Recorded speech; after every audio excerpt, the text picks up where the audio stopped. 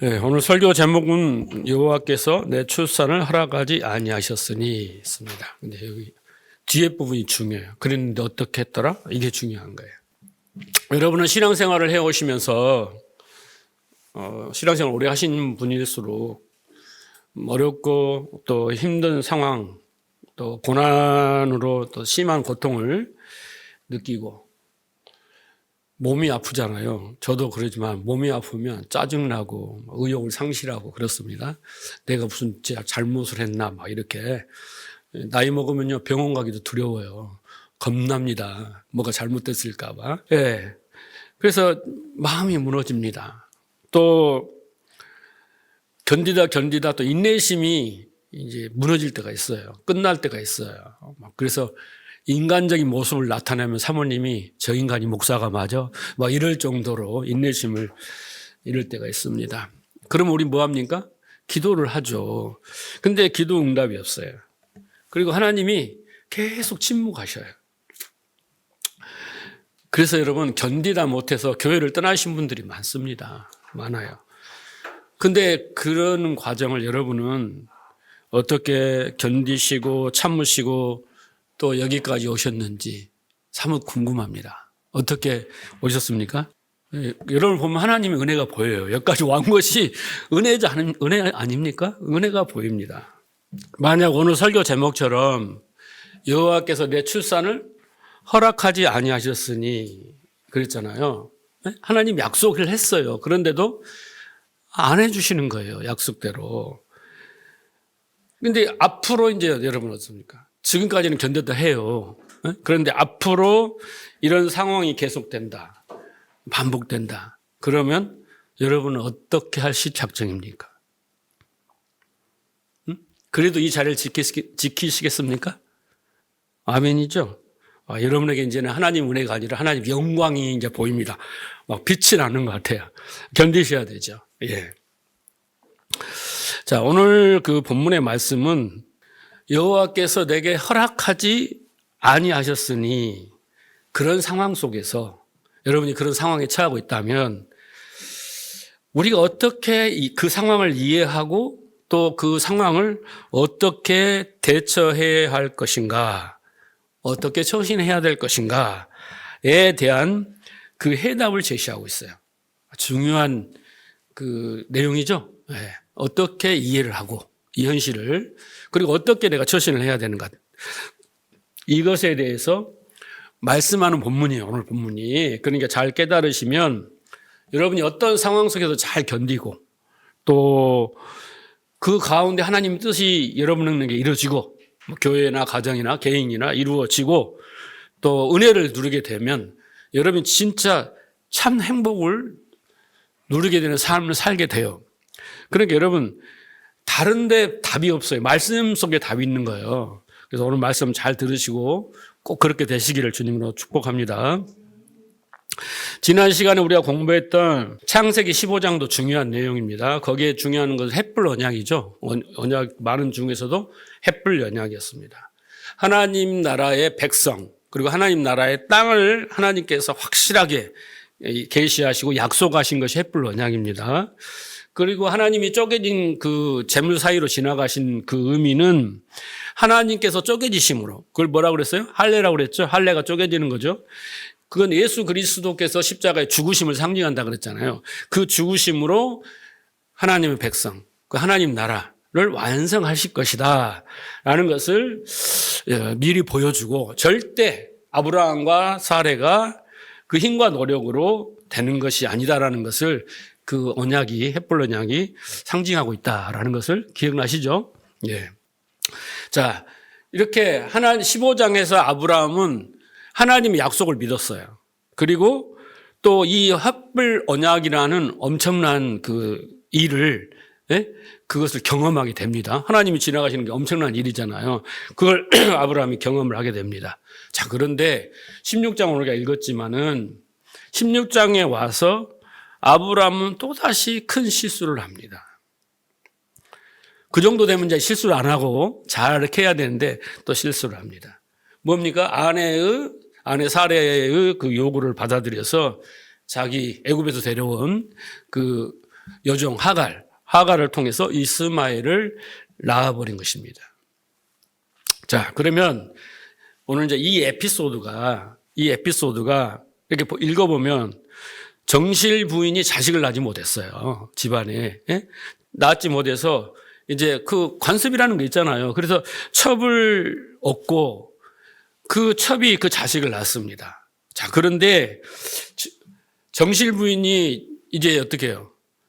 예, 그 첩하고 갈등이 시작되는 거예요. 암투가. 이 첩은 자기가 대를 이을 자식을 낳았으니까 어떤, 예?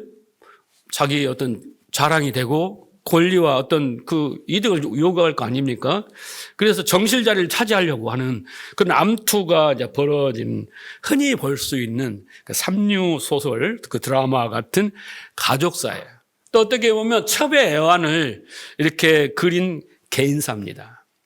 그리고 우리는 이 본문 설교 가지고 냉대받는 하갈을 돌보시는 하나님의 사랑, 이런 주제로 설교를 많이 해요. 저도 이런 설교는 안 해봤지만 그런 설교를 주제로 하시는 것들 많이 들어봤어요. 그런데 여러분 문자적으로 보면 그런 것 같아요. 문자적으로만 보면. 그런데 이 에피소드 속에는 여러분 항상 하나님의 뜻이 있다라는 전제가 있어야 돼요. 모든 것이 우연히 일어난 것도 아니고 성경에 등장하는 인물이나 역사나 전쟁이나 사건이 이런 모든 것들은 그냥 지나가는 게 없어요. 그 속에 다 뭐가 있다? 하나님의 뜻이 숨겨 있어요. 그래서 우리가 그것을 속에서 하나님 뜻을 읽어내지 못하면 그냥 문자적으로만 보고 수박 겉핥기로만 이렇게 알면은 우리는 교리적이고 교훈적이고 도덕윤리적이고 이런 율법적인 설교밖에 할 수 없어요. 그 설교를 듣고 그 공부를 해갖고는 우리가 믿음에 이를 수가 없어요. 믿음의 사람이 될 수가 없어요. 우리의 신앙의 목표는 뭡니까? 믿음의 사람이 되는 거잖아요. 믿음으로 믿음에 이르러. 근데 그렇게 될 수가 없습니다. 그래서 성경은 제가 우리 교회의 특징이 뭐냐면 주보 뒤에 써놨어요. 성경은 성경으로 풀어야 된다. 그리고 성경은 어떻게 해야 된다? 단어를 3차원적으로 해석해야 된다. 국어사전이 말한 거, 종교가 말한 거, 기독교가 말한 거 3차원적으로 해석해야 되고 원어를 참조해야 되고 상징적으로 풀어야 되고 구속사적으로 풀어야 된다.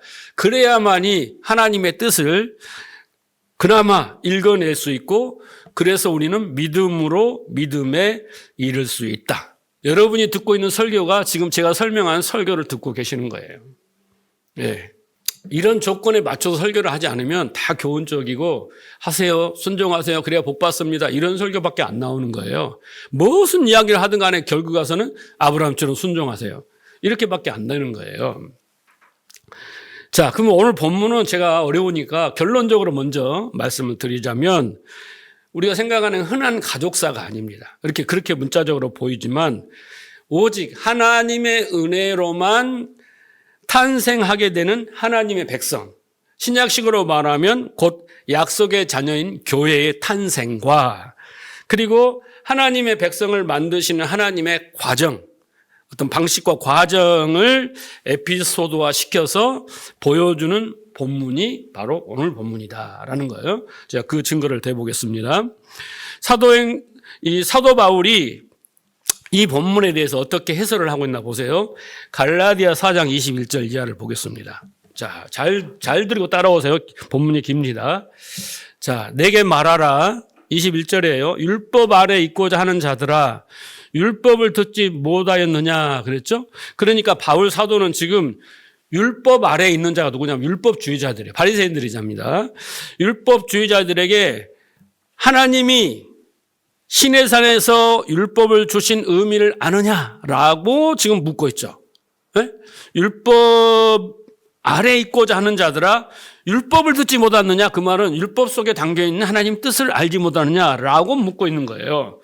그러니까 이 사건은 지금 아브라함, 사레, 하갈, 이스마엘, 이삭 이 사건이라고 우리가 문자적으로 보면 가족사인데 이것은 뭘 이야기하고 있냐면 율법주의자의 이야기를 하는 거예요. 그죠? 우리가 성경을 풀 수가 없어. 근데 바울 사도가 이렇게 풀어줬단 말이에요. 그렇죠? 제가 푼 게 아닙니다. 자, 22절.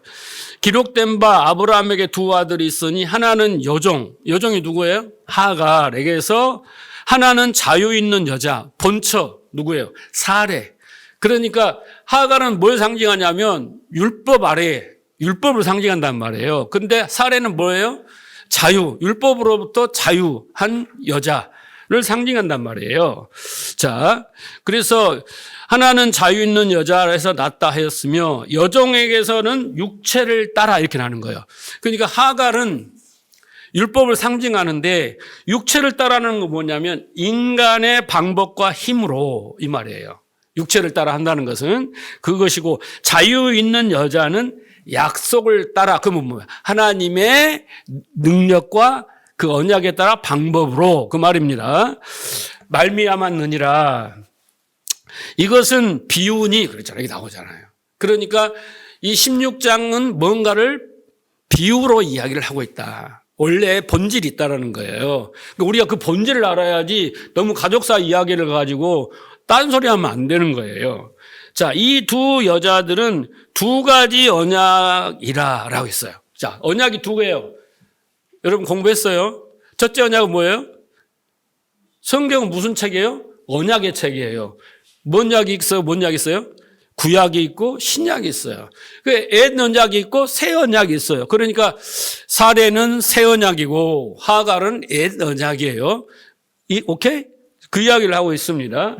하나는 시내산업으로부터 나오죠. 종을 낳은 자니, 시내산에서 뭘 받았어요? 율법. 그래서 그 율법이 낳은 자가 누구냐면 이스마엘이에요. 그렇죠? 그리고 바리새인들이란 말이에요. 곧 하갈이라라는 거예요. 여기까지 이해하셨죠? 25절. 이 하갈은 아라비아에 있는 시내산으로서 지금 있는 예루살렘과 같은 곳이다. 그래서 하갈은 시내산에서 받은 율법인데, 그 시내산 뭐예요? 그 모리아산이 뭐예요? 그게 바로 예루살렘. 그 예루살렘 뭐가 있어요?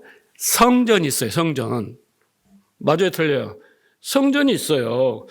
그걸 상징하고 있는 것이고, 그 자녀들은 누구냐? 바리새인들이요. 더불어 율법의 종노릇 했다라는 거죠. 예? 이해하시겠죠? 예? 하갈은 뭘 상징하고 있어요, 지금? 시내산에서 받은 율법을 상징하고, 그건 율법의 종노를 해서 그 속에 자녀들이 나오는데, 그게 바로 후손들이 이스마엘이고 바리새인들이다, 이거 아닙니까? 율법의 종노를 했다, 그거죠? 26절. 오직 위에 있는 예루살렘. 자, 시내산에서 있는 그 예루살렘 성전과 비교해서 위에 있는 예루살렘 뭐예요? 하늘에 있는 참 성전. 그 성전이 무슨 성전이에요? 새 성전이에요. 그 성전이 어디가 있어요? 우리 안에 있어요. 그 이야기를 하고 있는 거예요. 그래서 자유하니 그러잖아요. 곧 우리 어머니 사레다라는 것입니다. 27절부터는 이사야 54장 1절을 예언한 내용인데 그 내용이에요. 기록된 바 잉태하지 못한 자여 즐거워하라. 상고를 모르는 자여 소리질러 외치라. 누구예요? 사레 아닙니까?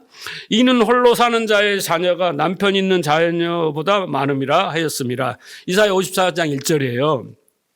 28절 형제들아 우리는 이삭과 같은 약속의 자녀라.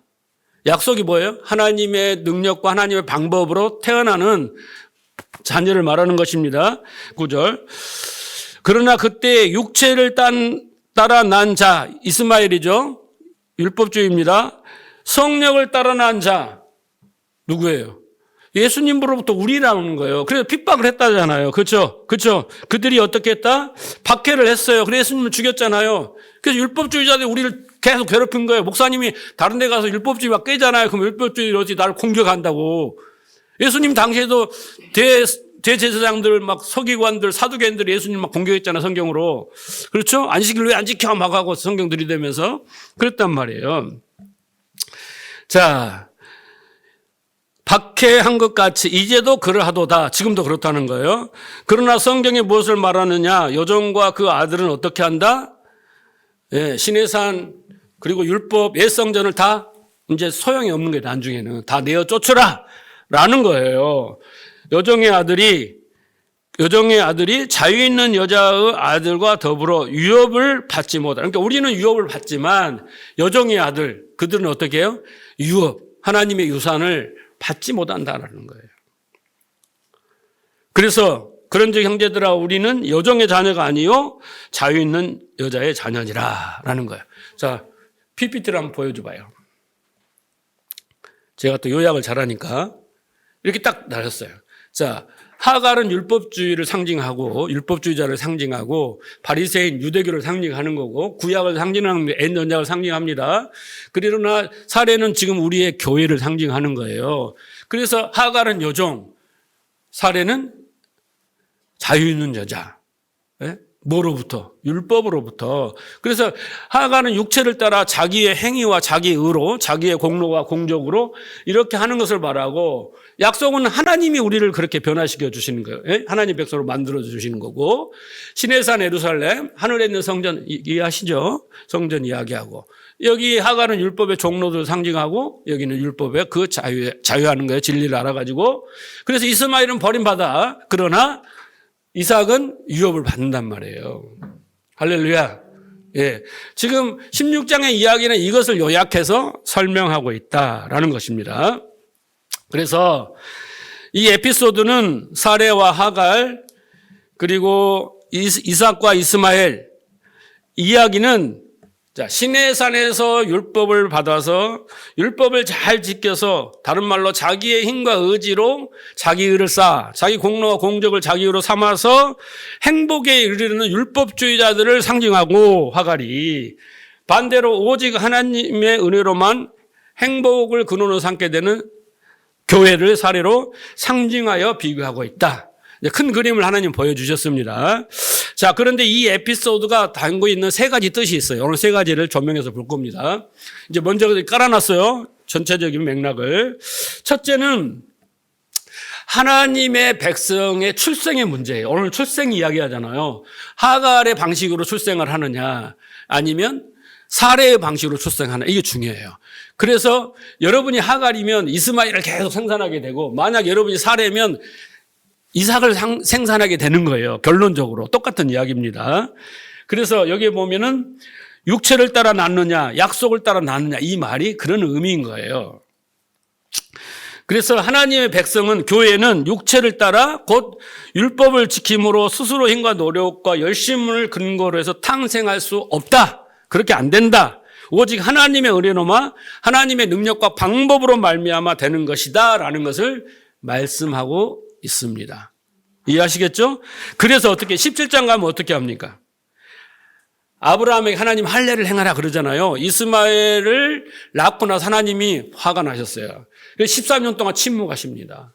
그리고 13년 후에 딱 나타나서 아브라함에게 말씀하셔요. 나 앞에서 완전하라. 그리고 할례를 행하라. 그러는 거예요. 여러분 할례는 뭔 상징이에요? 생식기를 이렇게 표피를 잘라내는 것은 죽음을 상징하는 거예요. 쪼개짐이에요. 죽음을 상징해요. 이제 너는 표피를 행하라. 그러면 하나님의 언약이면서 너는 죽었다라는 거예요. 그러고 나서 이삭이 태어나요. 그 말은 뭔 말입니까? 네가 생산할 수 없고 네가 생산하는 건 네가 아니야. 이제 하나님이 생산해낸다. 그래서 먼저 어떻게 해요? 할례를 행하고 난 다음에 17장 이후에 이제 이삭이 태어나는 것입니다. 약속의 자녀가, 교회가 이것을 의미하고 있습니다. 그래서 하나님은 오늘 본문에 아브라함의 가족사를 통해서 어떤 메시지를 던지고 있는지 첫째, 출생에 대한 이해를 해야 됩니다. 그래서 교회란, 구원이란, 하나님의 백성이란 이런 혼돈과 공허와 어둠이 흑암이 있고 그리고 교회도 어떻게 해요? 종교인들이 자기 열심과 힘으로 노력을 해서 참된 행복 자리로 가려고 하는 것을 그걸 죄라고 하는 거예요. 하나님 뜻에 빗나가기 때문에 그런 속에 있는 자들을 건져내서 참된 행복의 자리로 회복시키는 거, 옮기는 거, 그리고 이끌고 가시는 것이 바로 뭐예요? 교회이고 구원이고 하나님의 백성을 만드는 것이에요. 그런데 여러분 교회 안에는 자기들이 분별을 못해서 그렇지 나는 분별을 잘해. 그런데 교회 안에는 이제 다 한 통속이 돼갖고 그렇잖아요. 바리새인들도 다 한 통속이 돼가지고 빛이 왔는데 빛을 거부를 하고 알아보지 못하고 오히려 죽이잖아요. 그게 한통속이에요. 그런 것처럼 교회 안에는 옛 언약을 붙들고 구약, 율법을 붙들고 자기의 행위를 주장해서 하나님 앞에 나가려는 율법주의자들과 약속을 따라 성령으로 나와서 율법으로도 자유하고 믿음으로 하나님 앞에 나아가는 두 사람으로, 두 부류로 분류가 된다라는 거예요. 그래서 이삭과 이스마엘로 분류가 되고 양과 염소가 분류가 되고 알곡과 가라지가, 이런 비유들은 다 그런 비유예요. 약속을 따라 났느냐, 약속을 따라 행했느냐, 아니면 자기의 힘과 자기의 능력과 그 법을 따라 행했느냐로 딱 나눠지는 거예요. 그러니까 우리는 세상과 싸움이 아니라 교회 안에서는요, 이 율법주의와 싸움인 거예요. 율법주의와. 그래서 결국 제가 늘 말하지만 율법주의 말로는 외식하는 자요, 회칠한 무덤 같은 자요, 독사의 자식이면 나중에 너네들은 계속 수고하고 무거운 신앙생활을 하다가 술 피우며 일을 가게 될 것이다. 이게 결론이에요. 예수님의 결론. 제 결론이 아니라. 그러니까 여러분이 어느 쪽 라인에 섰는가, 이게 중요해요. 이 말씀을 들을 때 나는 가운데는 없어요, 여러분. 중립지대는 없고, 말씀을 들으면서 깨달아야 될 것이, 말씀을 쭉 들어보니까 나는 어쪽 라인에 있냐? 내가 만약 이 하갈의 라인에, 이스마엘의 라인에 있으면 얼른 이쪽으로 와야 돼요. 예? 그걸 분별하지 못하면 여러분 큰일 나는 거예요. 술 피우면 일을 간다니까요. 행복하지가 않아, 신앙생활을 해도. 열매도 없어요. 그래서 사례처럼 율법으로부터 자유하고 성령을 따라서 새 언약을 붙들고 믿음으로 사는지 여러분이 잘 점검해 보시기를 바랍니다. 자, 두 번째, 이 에베소서 던지는 메시지는 아브라함과 사레가 아들을 얻는 방식을 지금 하나님 문제를 삼고 있습니다. 그 방식의 문제입니다. 자, 아브라함과 사레는요, 16장까지는 믿음이 없어요. 앞에 지금 설명한 것은 뭐예요? 큰 그림이라고 그랬잖아요. 완성된 사례예요. 사라. 그 모습인 거예요. 그런데 실제로 보면 아브라함은 16장까지, 사례는 믿음이 있다 없다? 없었어요. 자, 그들은 마치 선악의 방식을 택한 아담과 하와와 똑같습니다. 너무나 매치가 되지 않아요? 그렇죠? 똑같지 않아요? 자, 그들은 믿음의 조상이 되기까지 처음에는 율법주의자였어요. 종교인이었단 말이에요. 하나님을 잘 몰라. 하나님 뜻을 몰라. 그러나 자기의 뜻대로, 자기의 방식대로, 자기의 판단과 선택을 따라서 하나님의 뜻을 이루려고 했어요. 그런 사람 많잖아요. 성경에는. 누가 있어요? 야곱이 또 대표적인 사람 아닙니까? 그게 16장의 이야기예요. 그래서 아담과 사레는 행복을 찾아서 제일 먼저 어디로 가요? 애굽으로 가요. 그렇죠? 그리고 어떻게 해요? 또 자식을 못 낳으니까 종 엘리에서를 통해서 자기 자식 후사를 보려고 하죠? 그렇죠. 하나님 아니다고 또 이야기하시고 결국 하갈을 통해서 이스마엘을 만들어내는 거예요. 그게 뭐냐면 자기 힘과 방법으로 이용하여 그 약속의 자녀를 자기가 만들어 행복해지려는 시도예요. 그것을 하나님 편에서 볼 때는 이게 알량한 믿음이다. 따라해 봅시다. 알량한 믿음이다. 믿음이 없는 게 아니야. 믿음이 있는데 그건 알량한 믿음이에요. 하나님 주신 믿음이 아니라 자기 생각에서 고뇌하고 막 심사숙고해서 만들어 겨우 냈는데 이게 알량한 거예요. 그럴듯해 보일 뿐이다. 이 말이에요. 자, 하나님이 아들을 주신다고 했는데 그 기간이 너무 길어져. 갈수록 자기 출산할 수 있는 그런 몸이 아닌 것을 자기가 스스로 상태가 되니까 지극히 인간적이고 상식적이고 관습적인 방법을 택한 게 뭐냐면 바로 하갈이에요. 모든 상황을 다 분석해보니까 지혜로 분석해보니까 아마 이게 틀림없어. 내 판단이 맞을 거야. 내 생각해내는 것이 지혜야. 아이디어야. 하나님도 기뻐하실걸? 아마 하나님이 뜨실 거야. 라고 자의적 판단해서 내놓은 게 뭐냐면 따라해 봅시다. 알량한 믿음이다. 네, 우리는 이렇게 알량한 믿음으로 많이 그 오류를 범하고 삽니다. 그러니까 우리가 금식하고 작전기도하고 온갖 신령하게 신중하게 준비해서 내놓은 그 자기 판단과 생각에서 나오는 이 알량한 믿음이에요. 예. 그것을 우리는 하나님의 뜻이라고 서슴없이 이야기를 해요. 제 이야기 하는 거예요. 저도 그랬어요. 성도들한테. 이게 하나님 뜻인 것 같다. 교회 옮기는 문제 뭐부터 시작해서 교회 안에 일어나는 모든 일을 자기가 하나님인 양 그런 경우가 너무 많다는 거예요. 네. 그것은 뭐다? 착각이다라는 거예요. 자, 그렇게 하나님의 관역에서 빗나가서 자기가 스스로 선악을 분별하고 스스로 힘으로 행복과 만족에 이르겠다라는 게 바로 선악의 사건입니다. 그렇죠? 오늘 본문의 사건은요, 선악의 사건의 재현이에요. 똑같은 판박입니다. 인간이 스스로 선악의 방식을 택하고 스스로 힘을 이용하여 자기가 이렇게 하면 율법 지킬 수 있어. 이렇게 하면 되는 거야. 이렇게 하면 죽지 않아. 이렇게 하면 하나님 기뻐하실 거. 너무나 보암직하고 뭐 탐스럽잖아. 이게 이렇게 하는 게 다 그랬단 말이에요. 근데 그것이 결국은 뭐냐면 하나님을 향한 도전이었다라는 겁니다. 나에게도 능력이 있어요. 나 지킬 수 있다니까 좀 한번 믿어봐 주세요.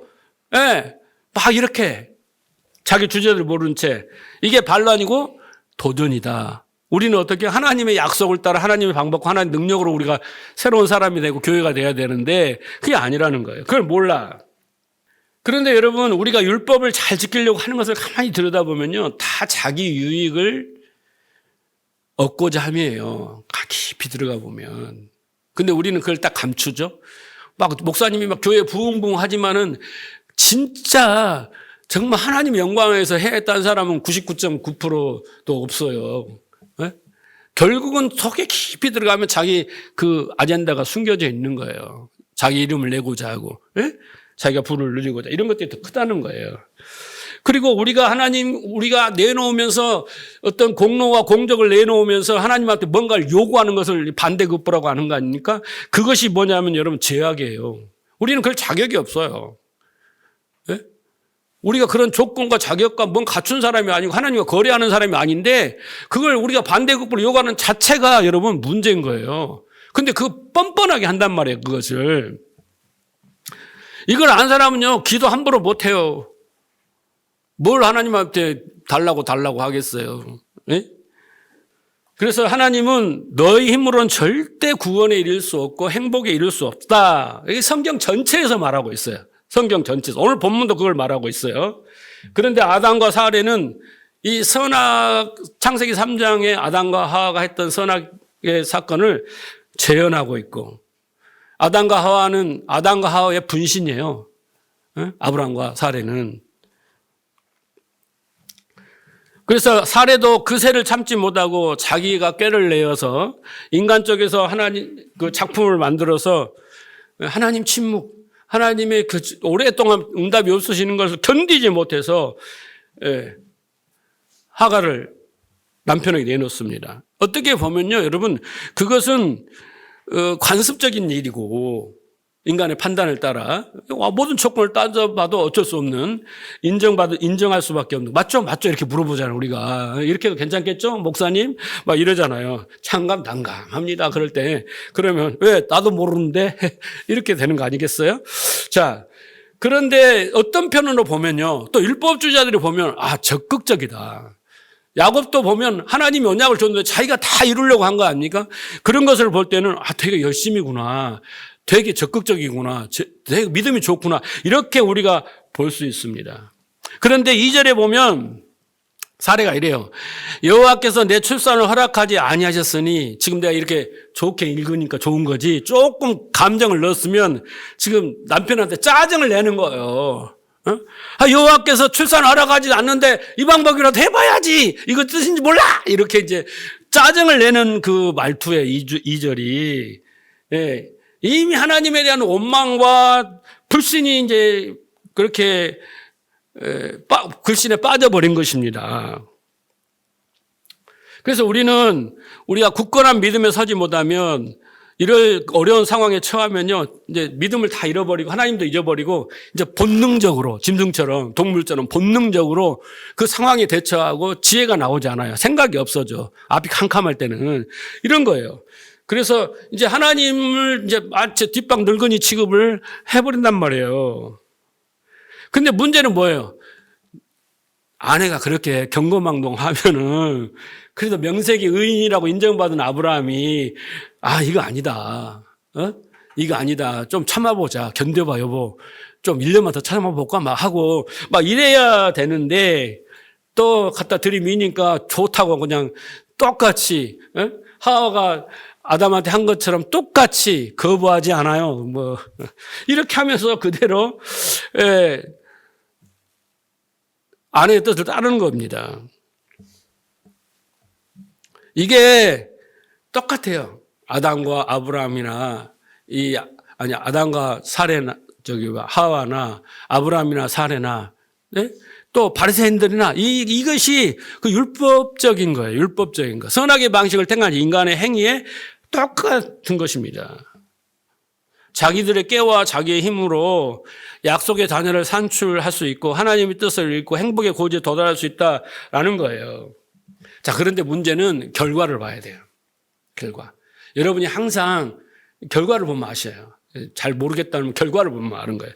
자, 오늘 본문 4절을 보시면 아브라함과 사레가 하나님을 응답을 기다리지 못하고 이제 편법을 사용했습니다. 근데 금방 하갈이 이스마엘을 잉태한 거예요.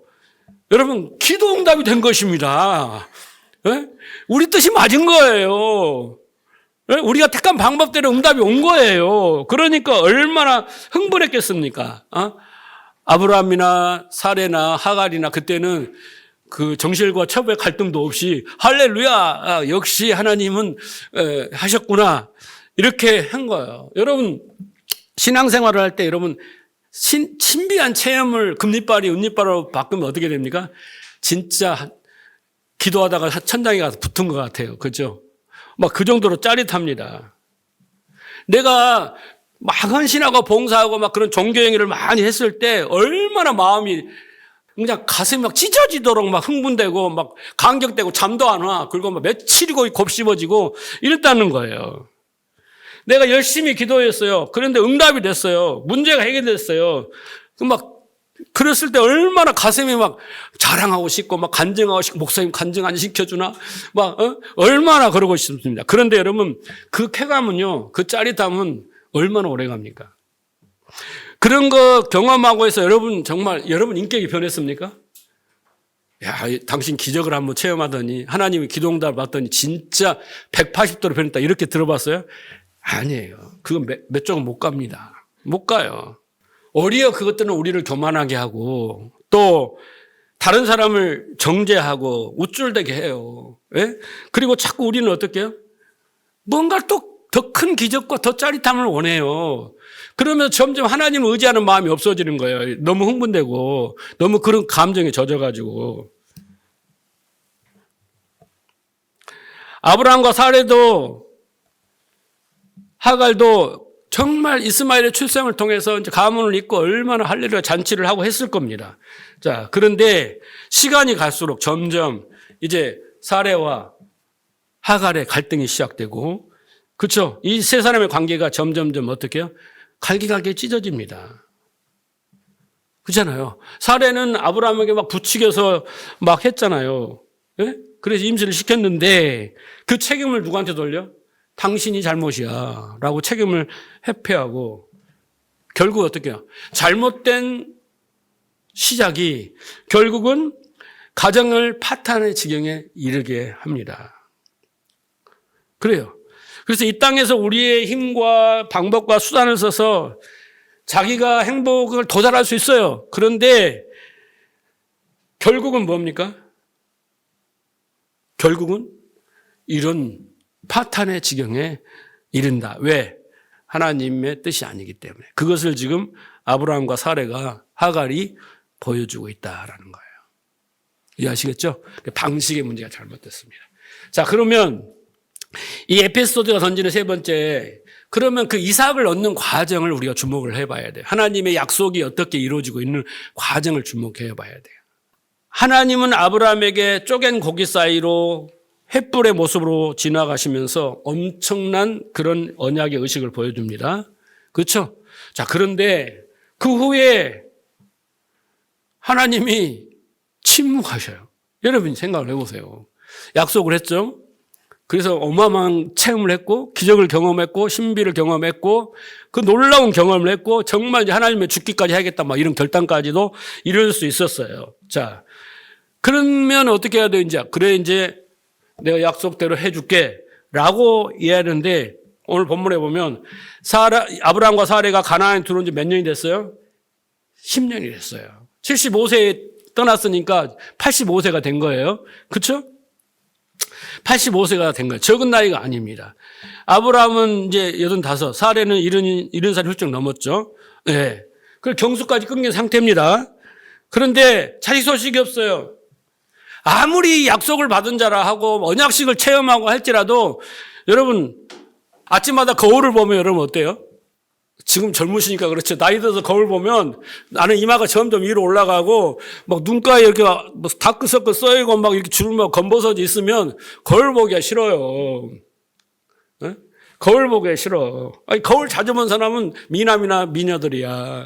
근데 그런 거울을 아침마다 볼 때마다 이런 몸으로 내가 점점 늙어가는데 현실적으로 내가 아기를 가질 수 있단 말이야? 그렇지 않겠어요? 네? 아브라함이나 사레나. 그런데 그런 언약식하고 엄청난 경험을 통해서 하나님이 금방 응답하셔야 될 텐데 침묵하시는 거예요. 얼마나 초조하고 불안했겠습니까? 나이를 먹으면 속도감이 더는 인생에 가는 속도가 빠르잖아요. 20대는 시속으로 세월이 20km로 가는데 60대, 70대면 60km, 70km 슉슉 가는 거예요. 금방금방. 예? 요즘 저도 월요일 날 좀 쉬어야죠. 그러면 금방 토요일이고 설교 준비하는 막 스트레스 받고 아주 금방금방 가더라니까 시간이.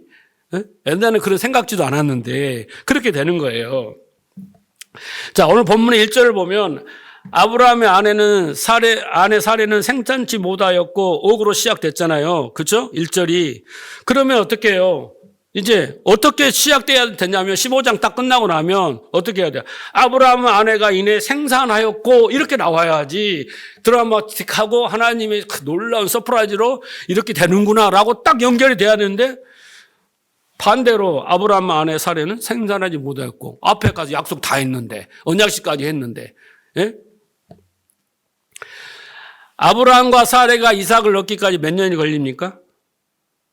자, 10년에 왔어요. 10년. 그리고 10년 만에 지금 86세 돼가지고 아브라함이 하가를 통해 이스마엘 낳으니까 하나님 몇 년 동안? 13년 동안 침묵하고 안 나타나요.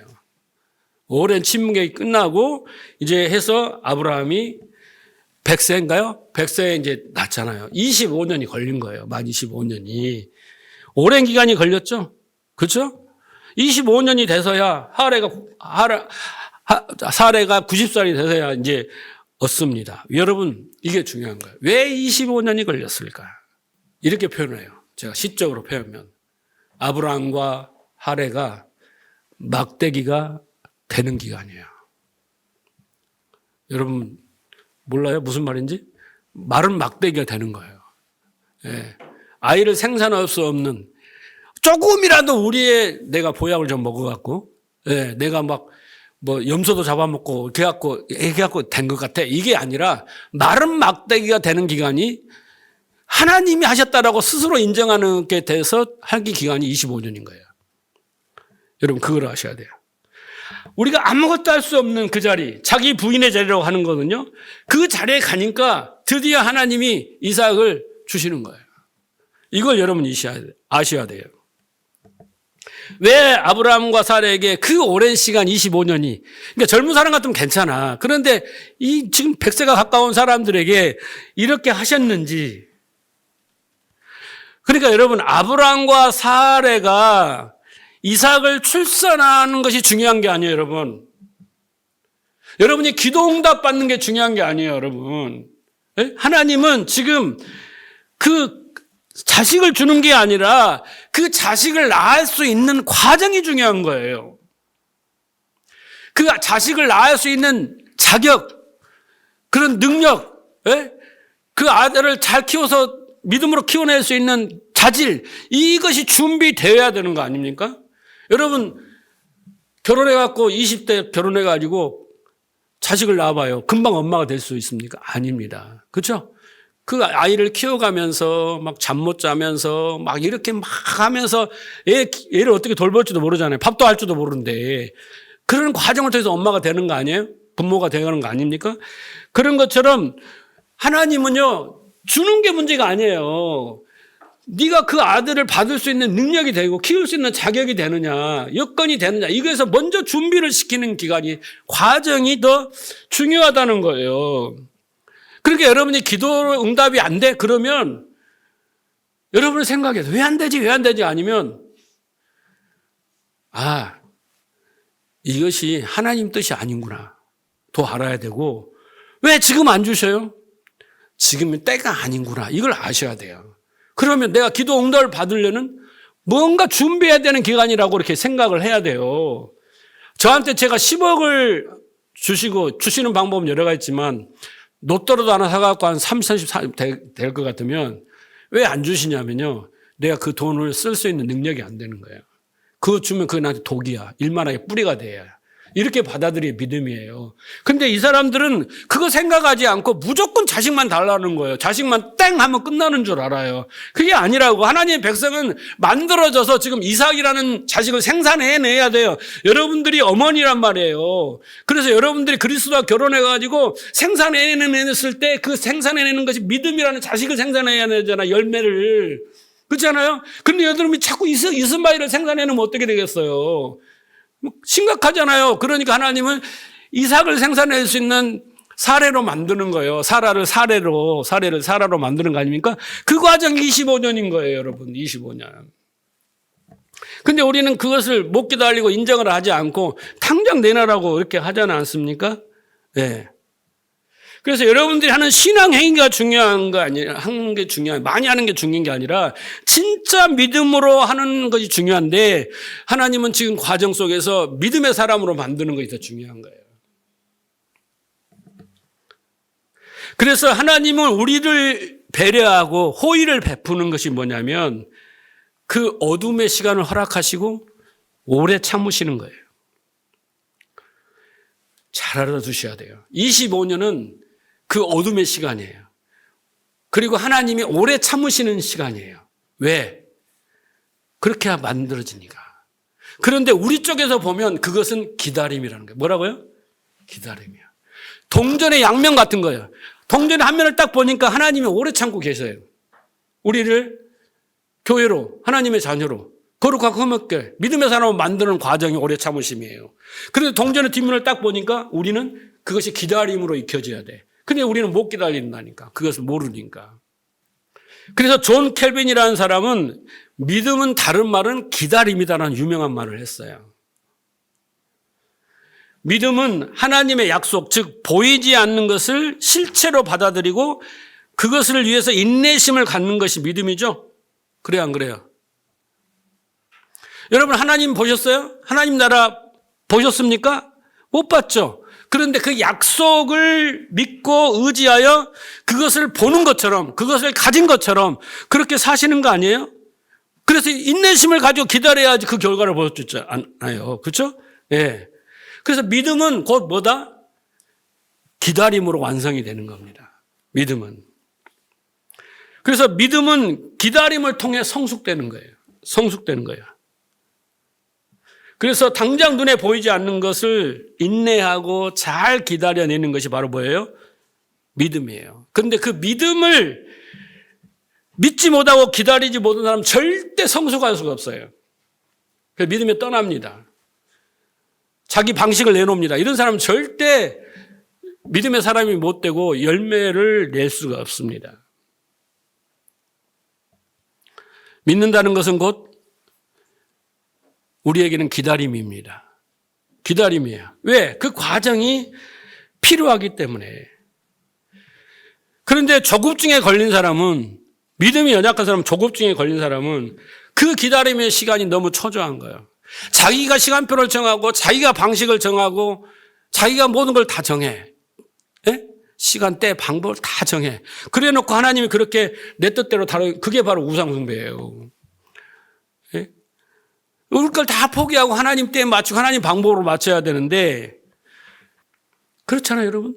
그래서 사람들이 그래요. 그러고 있으면 너 예수를 믿는데 뭐 하는 거냐? 뭐 되는 일이 있냐? 행복하냐?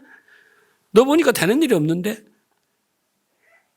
그렇잖아요, 여러분. 예수를 잘 믿었더니 뭐 일확천금을 주어줬다든가 병이 확 나았다든가 뭔가 손대는 것마다 대박이 났다든가 없잖아요.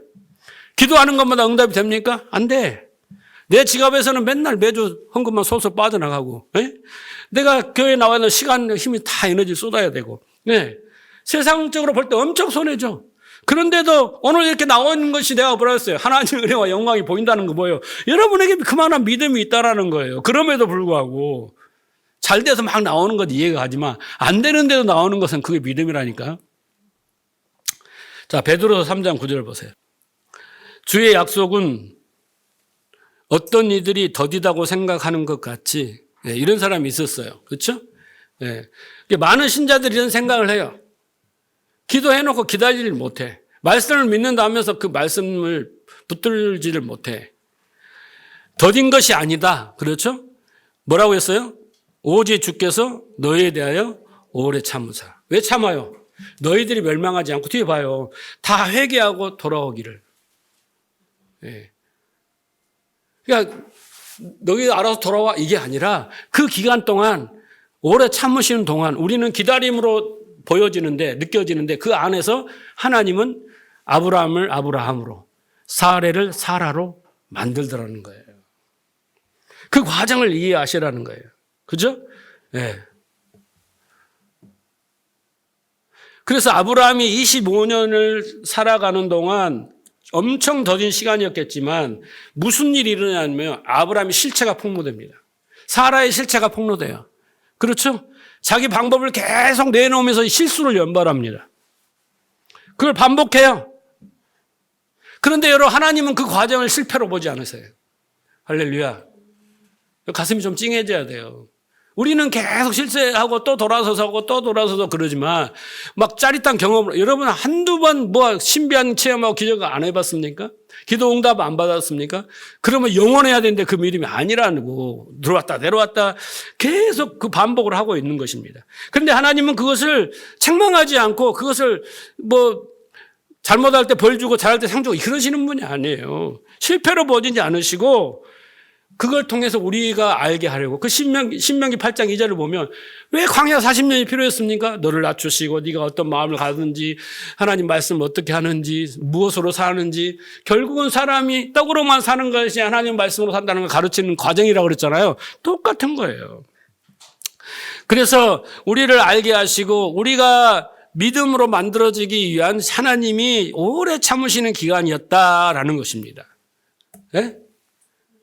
우리가 할 일은 뭡니까, 여러분? 기다림이에요. 베드로 사도 고백처럼 하나님의 더딤은 오래 참으시는 거잖아요. 하나님의 백성을 향한 참으심이고 그것은 우리를 하나님 백성으로 만드시기 위한 과정인가요? 네. 기다릴 수 있어요? 대답을 확실히 못 하시네. 그래서 역사는 여러분의 인생은 어떤 거예요? 하나님의 오래 참으시는 시간이고 여러분이 그것을 기다림의 시간으로 받아들이면 할렐루야예요. 지금을 자족하고 그 과정에서 하나님 나에게 역사하시고 동행하시면서 만드시는 그 기다림으로 받아들여야 그게 믿음이다라는 거예요. 그런데 그 기다림 속에서 하나님은 뭐냐면요. 우리가 애지중지한 세상의 힘을 빼시는 거예요. 우리가 의지할 것을 자꾸 뺏어가시는 겁니다. 우리가 좋아하는 것을. 예. 그래서 많은 신자들이 착각을 해요. 교회는 하나님이 어떤 돈과 권력과 재력과 성공과 또 직분과 신비한 체험과 기적과 이런 것들을 우리에게 공급하고 우리에게 무장시켜주는 그런 것으로 착각을 해요. 교회가.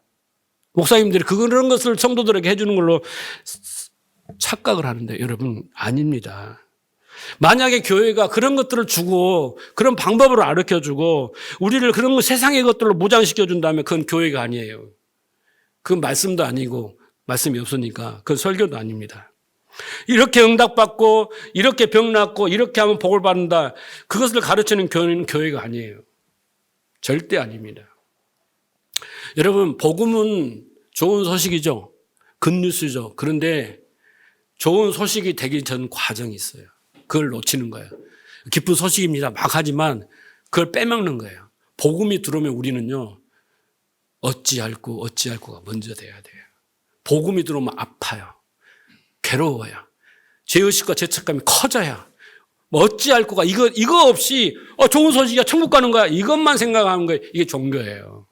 이 종교는 앞에 걸 이야기하면 사람이 다 도망가고 교회 안 남아 있으니까 앞에 걸 안 하고 좋은 소식의 그 결과만을 자꾸 이야기하는 거예요. 그런데 여러분 앞에 것을 안 되면 믿음이 안 되면 뒤에 것이 안 이루어져요. 속으면 안 돼요. 그래서 인간이 하나님 없이 살기 위해서 이 세상에 쏟아내는 모든 시도나 열심이나 업적이나 이런 것들을 교회는 해제시키는 거예요. 교회 오면 해제시키는 그걸 다 여러분이 갖고 있는데 목사님이 하나 떼어내고 자꾸 떼어내고 나중에는 아이고 나도 불편해 내가 떼어낼게요. 이렇게 돼야 정상인 거예요. 여러분 신앙의 척격은 없습니다. 지름길은 없어요. 네? 뒤에 보면 그 하갈이 도망가서 술로 갔다는데 술이라는 단어가 첩경이 지름길이거든요. 어떤 다른 길은 없어요. 절대 다른 길은 없어요. 신앙은 기다림입니다. 누가 얼마나 잘 기다렸느냐의 문제예요. 따라해 봅시다. 누가 얼마나 잘 기다리냐의 문제다. 우리는 자꾸 조급한 마음에 사례처럼 우리가 행복해지기 위한 다른 방법들을 생각하고 대체하고 그렇게 하지만 그건 다 수고하고 무거운 짐을 지는 그렇게 하나님께 열심을 한다고 되는 게 아니에요. 결국 우리가 그렇게 하면요. 하갈처럼 우리는 서자인 이스마엘을 탄생시키는 겁니다. 만약에 여러분 중에 마음속으로 감히 믿음 없다고 하니까 겉으로는 못하지만 마음속으로 내 인생은 왜 이렇게 어둠으로 전철되어 있지? 내 인생은 왜 이렇게 고통의 연속이야? 나는 왜 하는 것마다 안 되고 나는 왜 이런 환경 속에 태어났고 왜 이런 조건 속에서 이 무거운 짐을 내가 감당하고 살아야 되지? 라고 나 이제 기다리기에 지쳤어 라고 용감히 말을 못하지만 마음으로 생각하고 그렇게 혼자 하고 있다면 하나님은 나에게 너무 오래 침묵하고 계신다라고 그런 말이 나오면 그런 탄성이 터져 나온 여러분은 지금 잘 가고 있는 거예요. 그분을 축복합니다. 그런 거 없이 손대는 것마다 잘 되고 그런 것 없이 기도하는 것마다 응답 때문에요. 그 사람 망하는 거예요. 아까 뭐라고 했어요? 복음이 오면 기쁨보다 고통이 먼저 와야 되는 거예요. 그렇잖아요? 그러니까 지금 내가 그렇게 안 되고 왜 이러지 하고 있은 분은요. 하나님의 지금 감찰하심과 간섭하심과 하나님이 지금 믿음의 사람을 만들어가는 과정임을 여러분 믿으셔야 돼요. 이 믿음이 없으면 여러분 다 안 돼요. 신앙생활 못해요. 힘들어서 못해요. 다 포기하고 싶어요. 이 믿음을 가지셔야 돼요. 그 기다림 속에서 하나님이 일하셔요. 여러분이 기다려주지 못하면 하나님이 일하지 않아요. 그래서 환란이 인내가 연단이잖아요. 우리가 할 것은 인내예요. 그러면 연단이 된다니까요. 자동적으로 버티면 견디면 그래서 소망 가운데 살아가는 힘이 생기는 거예요. 네? 여러분이 과거에 겪었던 많은 힘든 일들은 다 이런 과정이에요. 그 사건 하나만에 주목하지 마시고 큰 그림으로 보세요. 그래서 하나님이 때가 차면 그때 하나님이 그 어둠을 뚫고 내게 들어오셔서 빛으로 생명으로 참 행복으로 오는 거예요. 여러분 밤이 더 깊어야지 새벽이 옵니다. 우리는 밤에 어둠으로 시작했기 때문에 그 어둠이 깊고 깊어져야 새벽이 오는데 우리는 어둠이 깊어지도 않고 홀딱 뛰어서 새벽으로 가려고요? 절대 그럴 수가 없습니다. 여러분이 잘 알다시피 오늘 말씀을 준비하면서 저는 7년의 기다림이라는 책을 한 권 내고 싶었어요. 네? 7년의 기다림. 여러분 아시잖아요. 작전동에서 7년 동안 목회를 포기하고 이제 정리를 해야겠다. 그런 마음으로 한 가닥 희망을 잡고 그냥 하나님 앞에 기도했어요. 그 기도 내용이 에베소 1장 17절이에요. 잘 들어보세요. 우리 주 예수 그리스도 하나님 영광의 아버지께서 지혜와 계시의 영을 너희에게 주사 그렇게 되면 어떻게 하면 하나님을 알게 하시고 너의 마음의 눈을 밝히사 그의 부르심의 소망이 무엇이며 성도 안에 그 기업의 영광이 풍성함이 무엇이며 그 힘의 유력으로 역사하심을 따라 우리에게 베푸시는 지극히 능력이 크심이었다함을 너로 알게 하시라. 이거 알면은요 다 된 거예요. 저는 이 기도를요 그때 저를 위해서 한 건 아니에요. 내가 성도들한테 해줄 게 없어서 더 이상 가르칠 게 없어서 이제는 목표를 접어야 될 판에 그것을 묻는 기도 속에 이 말씀이 생각나서 성도들을 위해서 기도하기 시작한 거예요. 근데 이 말씀의 응답이 나한테 와버렸어요. 그게 7년의 기다림입니다. 근데 7년의 기다림 속에 오래 참임 속에 하나님은 내가 오늘 이와 같은 설교를 하도록 만드신 거예요. 나 그때 책 딱 한 권 샀어요. 그 책을 우연히 샀는데 그 책에서 성전이란 단어 하나에 꽂혀가지고 성전을 들이파다가 이 모양이 아니라 이렇게 된 거예요. 그 7년 동안에 깨닫고 더 깊이 깨닫고 그래서 여러분도 저와 같이 제가 받은 은혜의 말씀과 이렇게 성경을 보는 눈을 열어주셔서 이렇게 뭐 해라 이렇게 복받는다 그런 유치한 설교 안 하고 오직 저는 성경만 가지고 이야기하잖아요. 성경으로 여러분을 설득하고 성경으로 하나님 마음을 전하고 그래서 설교를 듣고 나면 부담이 없어. 왜? 하나님 나를 사랑하셔. 너무. 하나님 나를 이렇게 약속하셔. 너무. 그것만 알고 가셔도 되는 거예요. 하나님은 여러분에게 어떤 대단한 종교 행위나 커다란 업적을 절대 요구하지 않으세요. 목사가 요구하지. 안 합니다. 절대 안 합니다. 우리가 해야 될 것은요, 여러분, 헌신하고 투신하고 이렇게 종교 행위를 막 하고 봉사하는 것은요, 할 수 있어요. 경쟁을 시키고 막 그래야 복을 받는다 가르치고 하면 합니다. 그런데 제일 못하는 게 뭐냐면 기다림이에요. 제가 해보니까 그 기다림 속에 몇 번 마음이 엎어지고 뒤집어지고 별 생각이 다 들고 내가 그것도 견뎌지는 게 아니라 시간이 그렇게 이끌어 가는 거예요. 내 마음으로는 저도 못 견딥니다. 그런데 하나님이 그걸 못 놓게 하시고 계속 하나 던지시고 이끌어 가시는 거예요. 종교 행위를 열심히 하는 것보다 더 어려운 게 뭐라고요? 기다리는 거예요. 그래서 그 기다림은 믿음을 점점 확장해 가고 그 질을 더 양질의 믿음으로 만들어서 여러분들이 이삭을 생산하게 만드는 거예요. 뒤에 보면 하갈이 뭐라고 합니까? 감찰하시는 하나님이라고 그러잖아요. 하나님은요, 절대 여러분에게 눈 한 요만큼도 안 띄십니다.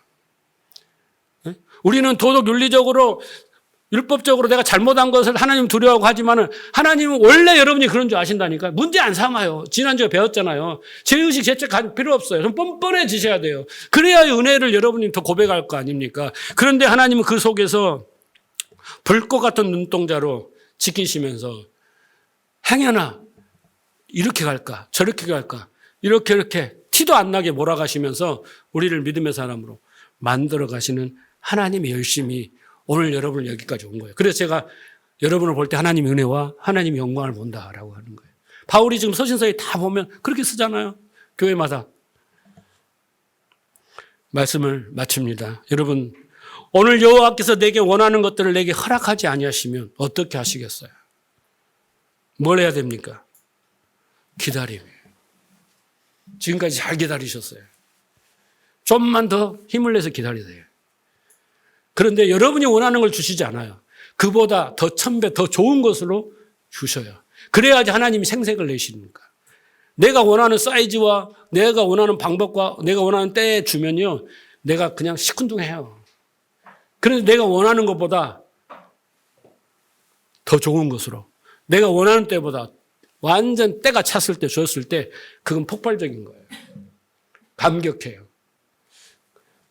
오늘 꼭 하나님의 오래 참으심과 여러분의 기다림이 잘 조화가 되어서 여러분이 그 믿음으로 점점 완성되어서 여러분이 내뱉는 말 한마디, 행동하는 신앙의 행위 하나가 다 이삭, 성령으로 난 사람, 이삭 같은 자녀를 생산해내는 그런 믿음으로 열매 맺기를 주님을 축복합니다.